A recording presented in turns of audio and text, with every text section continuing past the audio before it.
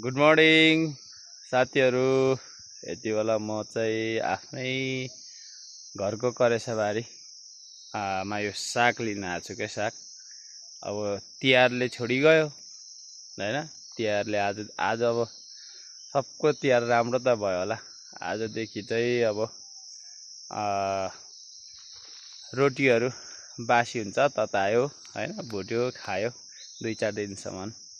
अब यो चाहिँ एकदम हरियाली साग हैन, शीतले भएको। अब यो चाहिँ सुँगुरको मासुमा लाएर झप्प खाने हो हैन। कोले खानु भएछ सुँगुरको मासुमा साग, उहाँलाई मात्रै त्यसको स्वाद थाहा छ, अरूलाई थाहा छैन। अब यो चाहिँ हाम्रो समुद्र सतहदेखि 1600 को हाइटमा हो। अब कोदोहरू यसरी लटरलम्म फलेको छ। यसपालो झरी भए पनि धेरै राम्रो फलेको छ हैन। अब तिहार सकिनु लगातार यो कोदो पनि केही दिनपछि अब टिप्ने बेला भइसकेको छ। धानहरू पहिलो भइसकेको छ। अब धानहरू काट्ने बेला भएछ।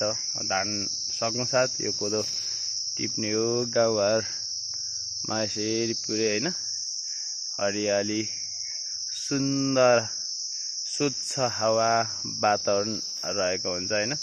चारैपट्टि यसरी कोदो देख्न सकिन्छ। अब यस गाउँमा बस्नु फाल्टै मजा छ के हैन। दुःख कष्ट त त्यस्तै भइहाल्छ, यसलाई सहनुपर्छ। तर स्वच्छ रहनको लागि चाहिँ यस्तै गाउँघरतिर बस्ने हो भन्ने लाग्छ। हजुरहरूलाई कस्तो लाग्यो? सल्लाह सुझावको लागि तल कमेन्ट गर्नुहोस् है त। धन्यवाद।